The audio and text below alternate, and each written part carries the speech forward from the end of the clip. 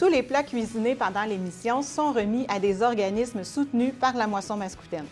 Aujourd'hui, je vous parle d'un des petits fruits mythiques du Québec. Alors aujourd'hui, on regarde les Ataka. Bonjour et bienvenue dans ma cuisine.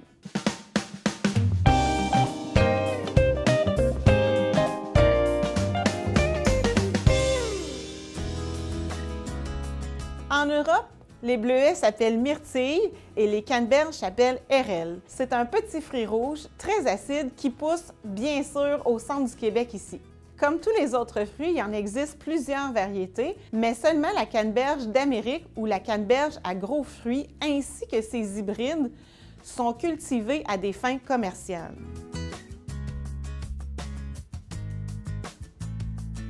Les canneberges sont natives des terres humides du centre et de l'est de l'Amérique du Nord. Les colons européens ont trouvé des plants de canneberges dans les provinces maritimes et vers le sud, à travers le Massachusetts et le New Jersey, jusque dans les Carolines, ainsi qu'au sud de la Pennsylvanie, en Virginie et aussi loin à l'ouest qu'en Indiana, au Michigan, au Wisconsin et au Minnesota. Les Autochtones utilisaient les canneberges comme nourriture et comme remède. Écrasés dans le pemmican, comme le bleuet, les canneberges aidaient à préserver la viande ou le poisson et ça leur ajoutait aussi des vitamines. Les premiers colons ont remarqué la durée de conservation peu commune des canneberges qui se gardaient très bien d'une récolte à l'autre et ils en ont fait usage pour soulager le scorbut pour les colons français. Les canneberges servaient également à teindre les vêtements. Au Wisconsin, les Algonquins appelaient la baie Atoka, nom duquel le mot québécois Atoka est dérivé.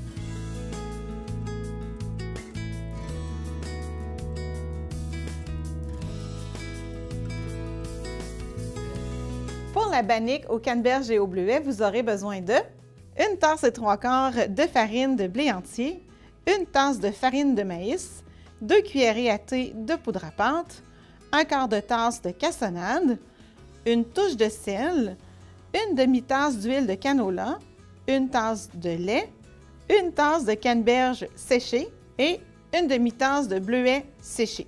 La bannique, c'est comme un genre de pain amérindien, fait qu'on met toujours des fruits comme du terroir dans ça. Je dois vous avouer aujourd'hui que j'avais pas autant de bleuets que je pensais, alors j'ai augmenté un petit peu ma quantité de canneberge, ça va être parfait. C'est très facile, on mélange toutes nos farines ensemble, ici, ça. Ensuite, j'ajoute la poudre à pâte, la cassonade et je vais mélanger un petit peu. Puis ensuite, je vais ajouter mes fruits séchés. Hop là. Donc, il me manque ma touche de sel. Alors, ça, je mélange ça ensemble. On ne dira pas que c'est homogène parce qu'il y a quand même des morceaux dedans. Alors, quand c'est homogène, c'est parce que c'est lisse. On va faire un puits au centre et dans le puits, on va verser le lait et l'huile et on va remuer pour humecter complètement le mélange de farine. C'est pas le moment de prendre le batteur.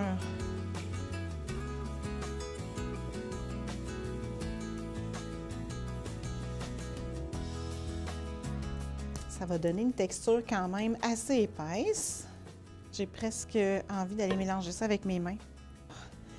Je mélange à la main jusqu'à temps que ma farine elle soit toute intégrée dans ma pâte. Et là, je vois que c'est un petit peu épais.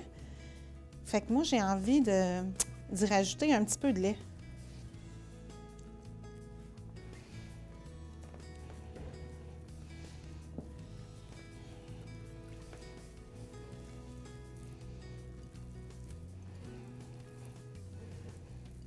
Ça donne plus quelque chose de... Bon, ça donne quelque chose qui se tient un peu plus. On va laisser tomber par grosses cuillerées sur une plaque munie d'un papier parchemin ou d'une feuille de cuisson. Je les aplatis un petit peu pour que ce soit plus facile à cuire. Puis, idéalement, on essaie de faire des boules qui ont comme pas mal la même grosseur pour uniformiser le temps de cuisson. Alors, j'envoie ça au four à 350 pour 20 minutes à peu près.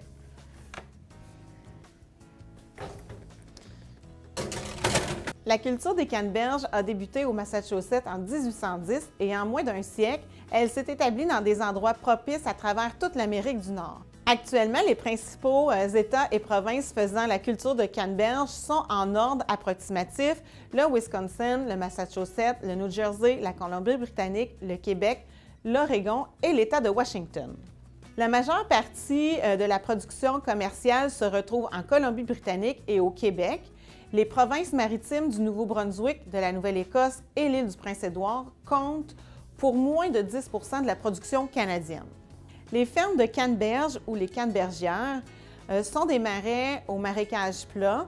Les marais sont donc couverts d'un dense tapis de vignes à canneberges ligneuses et vivaces portant de petites feuilles très épaisses. Les fleurs, portées sur de courtes branches verticales qui poussent à travers les vignes, ressemblent à des grues, l'oiseau, d'où le nom en anglais cranberry. Il y a de 1 à 3 fruits par branche et ceux-ci poussent et mûrissent entre juillet et octobre, passant du vert au rouge Bourgogne foncé au fur et à mesure qu'ils mûrissent.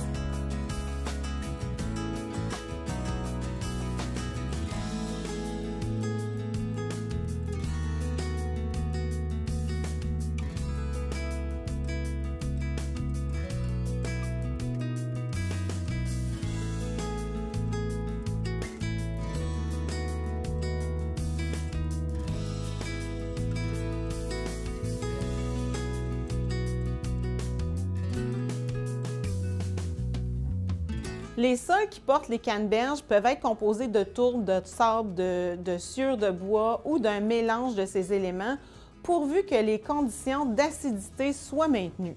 Étant donné que ce ne sont pas des plants arrangés, la production et la gestion des insectes nuisibles impliquent généralement de marcher ou de conduire un véhicule sur les plants qui produisent la récolte. Dans certaines régions, des perches ou des ponts permettent de pulvériser ou de récolter sans écraser les plants ou les fruits. Les mauvaises herbes, les insectes nuisibles et les maladies fongiques représentent les principaux défis auxquels font face les cultivateurs de canneberges.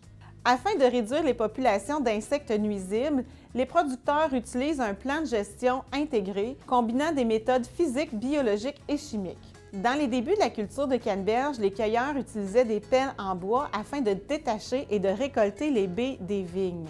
Aujourd'hui, on récolte les baies à l'automne, ordinairement en inondant les champs et en utilisant des batteuses pour déloger les baies des vignes. Les canneberges qu'on vend comme fruits frais sont généralement cueillis sans inondation à l'aide d'une cueilleuse mécanique qui peigne les vignes pour détacher les fruits. Les canneberges sont généralement inondés de décembre à mars afin de protéger les plants des dommages et du dessèchement causés par l'hiver. Au printemps, on irrigue les champs lorsque la température descend à au moins 0 degré afin que la chaleur latente de fusion libérée par l'eau qui gèle protège les bourgeons en développement. Alors, comme on le sait, les canneberges sont vendues fraîches ou congelées, séchées ou transformées en jus ou en sauce. La sauce aux canneberges accompagne généralement très bien notre dinde dans le temps des fêtes. Des études récentes ont révélé que certaines substances chimiques naturellement présentes dans les canneberges ont des effets bénéfiques sur la santé humaine. Par exemple, les canneberges peuvent réduire ou prévenir les infections urinaires parce qu'ils contiennent un antibactérien naturel pour la vessie. Ceci dit, ça ne veut pas dire qu'il guérit une infection urinaire. Donc, si vous avez une infection urinaire, c'est important, vous pouvez prendre du jus de canneberge pour calmer vos symptômes, mais une visite à votre médecin est de mise. La canneberge prévient aussi les maux d'estomac, les ulcères d'estomac. Elles ont aussi des propriétés anticancérigènes. Et enfin, les antioxydants contenus dans les canneberges pourraient aider à prévenir une perte de coordination ou de mémoire causée par la vieillesse.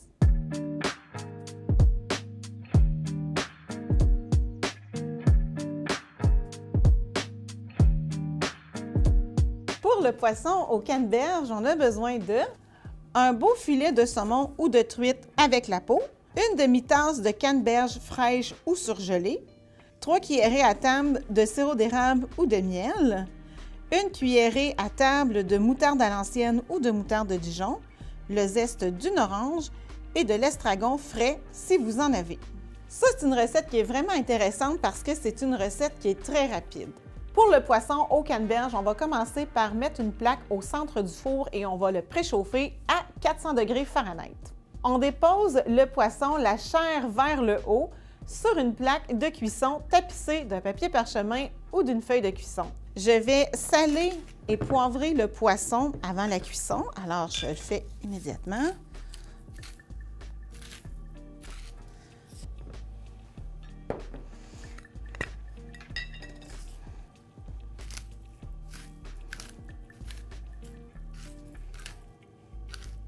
Deux méthodes possibles. Vous pouvez soit sur une planche à découper, hacher toutes vos canneberges au couteau. Mais moi, comme je veux procéder plus rapidement, ce que je fais, c'est que je drop tous les ingrédients dans la tasse à mesurer, puis je vais passer un petit coup de hand mixer. Le but de ça, c'est de faire des morceaux de canneberge. Je veux pas que ce soit du jus, là, mais juste pour faire des morceaux de canneberge pour que ça cuise mieux dans le fond. Alors, j'avais des canneberges surgelées que j'ai fait décongeler. Ma moutarde, moi, c'est de la moutarde à l'ancienne que j'ai. J'ai du miel aujourd'hui. Je n'avais pas de sirop d'érable de disponible. Et je vais mettre mon zeste d'orange aussi.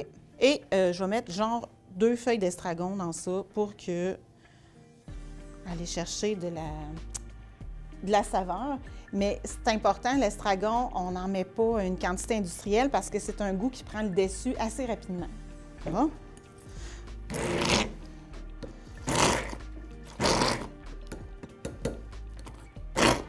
Excellent.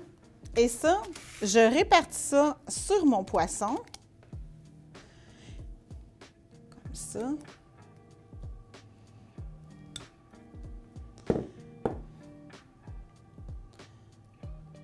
Et j'envoie ça au four à 400 degrés une vingtaine de minutes, peut-être un peu plus vu que mon filet est très épais, mais jusqu'à temps que dans le fond, mon saumon soit cuit.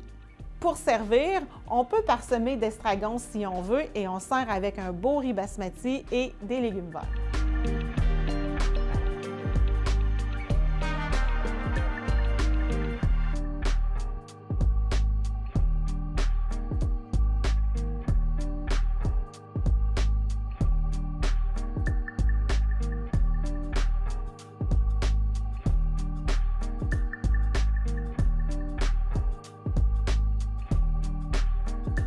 En 1939, c'est M. Edgar Larocque qui a introduit la canneberge à Lemieux dans la région du centre du Québec après plusieurs visites effectuées dans sa famille au Massachusetts. M. Larocque était un grossiste en fruits et légumes. Il s'intéressait alors à la culture de la canneberge effectuée dans cette région et décida d'en importer des vignes au Québec. Et ce fut la naissance de la culture des canneberges ici. La cannebergière Atoka du Québec est aujourd'hui opérée par la 3e génération des Larocque. Louis-Michel, le petit-fils d'Edgar, assure son développement. Préalablement, le père de Louis-Michel, Charles, avait pris les commandes de la ferme en 1950 et intégra en 1954 la coopérative Ocean Spray. C'est en 1984 que M. Marc Bieler aménageait ce qui allait devenir la plus grande cannebergière au monde sur un site à Saint-Louis-de-Blanford. M. Bieler était producteur de pommes dans la région de Denham et il se faisait souvent demander des canneberges par ses clients. Il décida alors d'en produire. Aujourd'hui, sa ferme s'étend sur plus de 1400 acres à Saint-Louis-de-Blanford toujours. Quelques années plus tard, à Manceau, M. Bieler fonda l'usine de transformation Atoka, qui fut aussi récemment acquise par la coopérative Ocean Spray. Chef de file dans la production des canneberges biologiques au Québec, Martin Lemoine débutait à la fin des années 80 ses premières fermes à Notre-Dame-de-Lourdes, dans la région aussi du centre du Québec. Au début des années 2000, il fonda l'usine de transformation Fruits d'Or, qui allait devenir l'une des plus importantes entreprises agroalimentaires biologiques du Québec. En 2018, au Québec, le tiers des superficies qui sont cultivées en canneberge sont en mode biologique. Si on comptait une douzaine de producteurs au début des années 90, en 2012, le nombre de cannebergières ainsi que de superficies mises en culture avait plus que triplé. La culture des canneberges s'est développée à un rythme fulgurant, classant, selon les années de récolte, le Québec au 2e ou au 3e rang de producteur mondial pour son volume de canneberge, après le Wisconsin et le Massachusetts. Le Wisconsin demeure toujours la première région productrice au monde. Au Québec, la culture de la canneberge se pratique dans 6 régions et bien sûr, c'est au centre du Québec qu'on compte le plus de cannebergières, soit une 60aine sur 80 cannebergières existantes.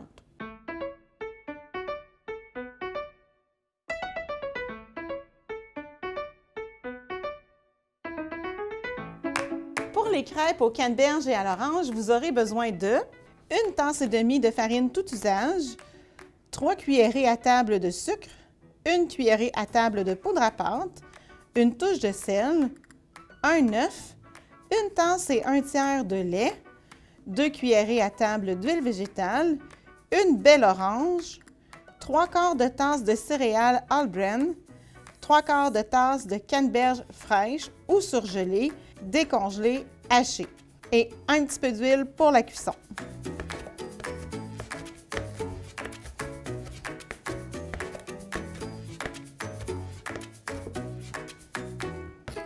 Donc, préparation préalable, j'ai haché mes canneberges et de mon orange, j'ai prélevé le zeste et j'ai prélevé la pulpe en épluchant à vif puis en levant les suprêmes parce que moi, j'aime pas la membrane, mais si vous mettez la membrane, c'est pas très grave non plus. Première des étapes, on va commencer par mélanger ensemble la farine, la poudre à pâte et le sucre, ainsi que le sel. Dans un autre grand bol, on va battre les œufs légèrement. Ajouter le lait, l'huile, 1 cuillère à thé, 2 cuillères à thé. Je vais ajouter ma pulpe d'orange que j'ai hachée grossièrement. Ensuite, mon zeste. La canneberge est très souvent en combinaison avec l'orange parce que ce sont 2 saveurs qui se complètent bien. Alors ici, quand ça c'est fait, je vais ajouter mon All-Bran.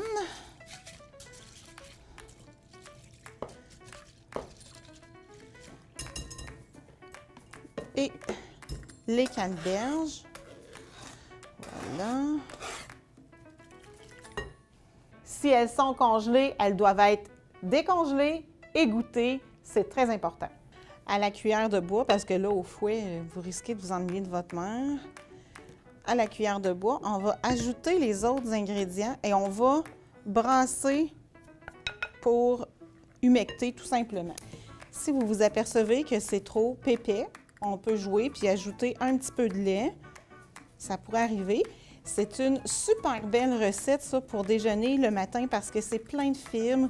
Il y a des fruits. C'est super important, les canneberges. Si vous prenez des canneberges surgelées, de les décongeler avant. Parce que si les canneberges étaient congelées, ce qui arriverait, c'est que quand on va les faire cuire dans la poêle, autour de la canneberge qui est congelée, la pâte, elle ne cuira pas bien parce que la canneberge, elle va dégager trop de froid.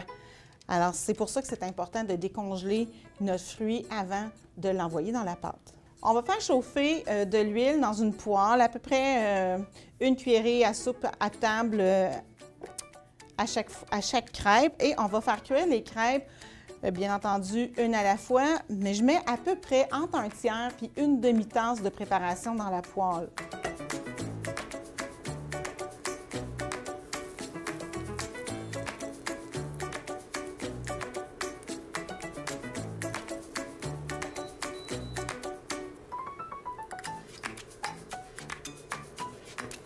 Et je vais laisser cuire ça jusqu'à temps que ça commence à faire des bulles sur le dessus. On voit que ça commence.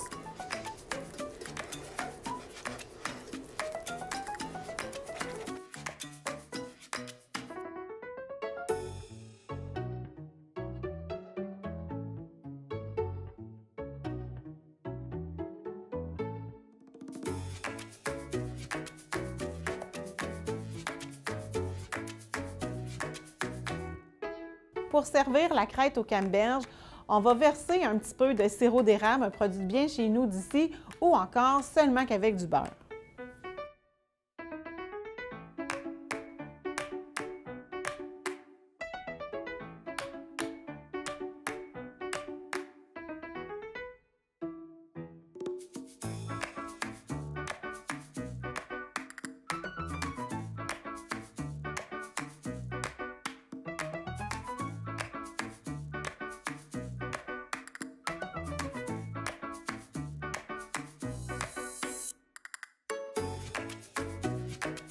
La canneberge est sans contredit le produit d'appel de la région du centre du Québec et parallèlement au développement de la culture, se sont également construites des usines de conditionnement, de transformation et des unités de congélation, contribuant ainsi au moteur économique de la région. Retenons que c'est au Massachusetts, dans la région de Cape Cod, que l'on retrace les premières cultures de canneberge. En effet, vers 1816, le capitaine Henry Hall a commencé à transplanter des vignes de canneberge dans du sable et s'est aperçu qu'elles s'y développaient davantage. Avec les années, la canneberge est devenue la principale culture vivière en importance dans cet État. Elle représente la baie officielle de cet État. De plus en plus de pays consomment la canneberge, principalement sous forme de jus ou de fruits séchés. Bien sûr, elle peut être consommée fraîche, congelée, en purée et même en poudre. La recherche d'une saine alimentation et les bienfaits associés à cet aliment contribuent à son succès. Donc, la canneberge est principalement reconnue pour ses propriétés antioxydantes, antibactériennes et anti-inflammatoires.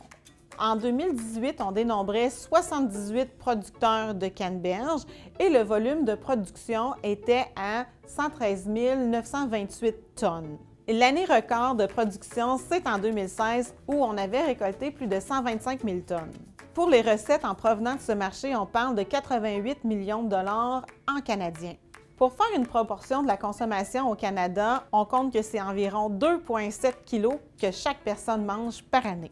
L'exportation des canneberges représente 148 millions et les États-Unis reçoivent 75 % de notre production canadienne.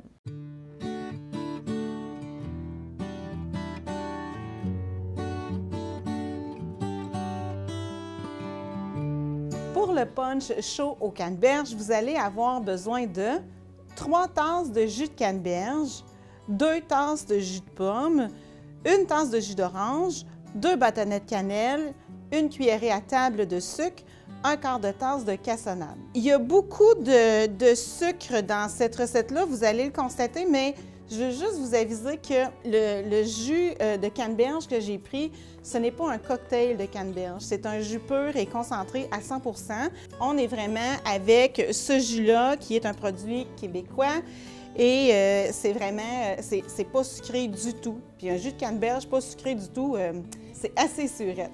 Alors, si vous achetez ce produit-là, bien évidemment, si vous pouvez couper avec un jus de pomme ou un autre jus, ça va être plus agréable en bouche, ça c'est certain. C'est bon? On va verser tous les jus dans une casserole. On va ajouter à ça le sucre et les bâtons de cannelle et on va laisser mijoter ça une trentaine de minutes.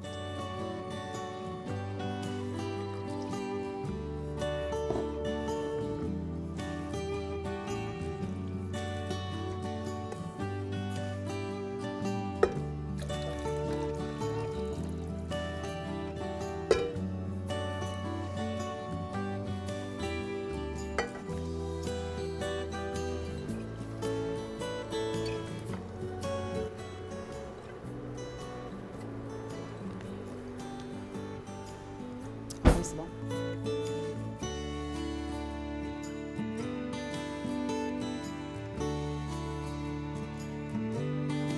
Je veux juste vous mentionner que ce qui remonte à la surface, c'est la pulpe de mon jus d'orange parce que c'était un jus d'orange avec pulpe que j'avais.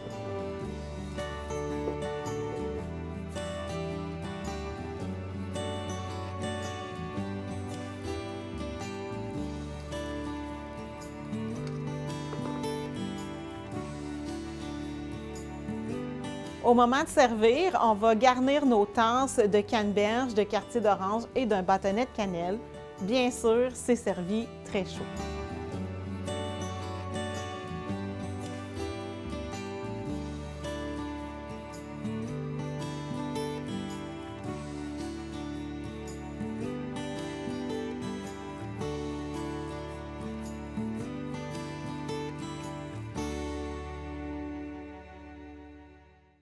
Pour conclure l'histoire des canneberges, je vous invite à aller visiter le site notrecanneberge.com ainsi que le site d'Ocean Spray où vous allez encore trouver plein d'informations pertinentes sur la canneberge comme telle et sur son histoire. Je vous invite aussi à aller visiter le site de la Moisson Mascoutaine où vous allez retrouver toutes les recettes qu'on a faites aujourd'hui. En attendant, je vous attends la semaine prochaine où on va parler des sucres et des édulcorants.